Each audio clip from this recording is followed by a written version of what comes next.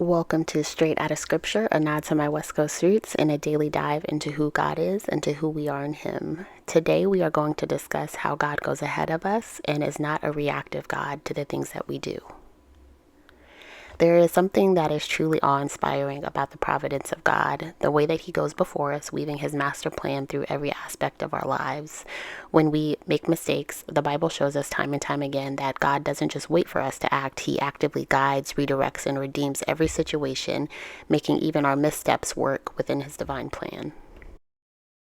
One of the most profound truths of Scripture is that God is not bound by our limitations. He is sovereign, and His plans cannot be thwarted by human error. According to Romans chapter 8, verse 28, it tells us, "In all things God works good for those who love Him, who are called according to His purpose." Notice the phrase "in all things," not just good decisions, not just the times we get it right, but even in our mistakes. Take the story of Joseph as an example. Betrayed by his brothers, sold into slavery, and wrongfully imprisoned, Joseph could have easily seen his life as a series of unfortunate events. But what did Joseph say in the end? "You intended to harm me, but God intended it for good," according to Genesis chapter 50, verse 20. Even in the evil done to Joseph, it was turned around by God for a purpose that was greater than Joseph could have ever imagined. God was orchestrating a plan to save the nation through Joseph's suffering and redemption. This is the providence of God. He doesn't just react on what we do. He anticipates and prepares for it. He knows the roads that we will take, the choices that we will make, whether wise or foolish, and He is ahead of us. Even when we make mistakes, God in His providence has already calculated those into His master plan.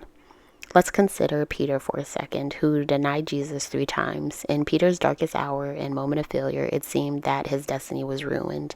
But Jesus had already seen it coming. He told Peter before it happened that Satan would try to sift him like wheat, but that He had prayed for him. According to Luke chapter 22, verse 31 and 32. Even in Peter's denial, God was working through it. Peter's failure became a powerful part of his testimony, and he emerged from it stronger, more humble, and ultimately became the rock on which the early church was built. This shows us that even when we falter, God is ahead of us. He isn't surprised by our failures. He's already accounted for them, and He can use them to deepen our faith, shape our character, and fulfill His purpose in our lives. We don't always understand how God works, but we can trust that He is always working. He is a God who can take the broken pieces of our lives and use them to create something beautiful. He turns our missteps into milestones, our failures into stepping stones towards His ultimate plan. So when you find yourself discouraged by your mistakes, remember this: God is not limited by our flaws. He is always ahead of you, turning even the wrong turns into a path that leads to His glory. So trust in His providence, knowing that no mistake can derail His plan for your life.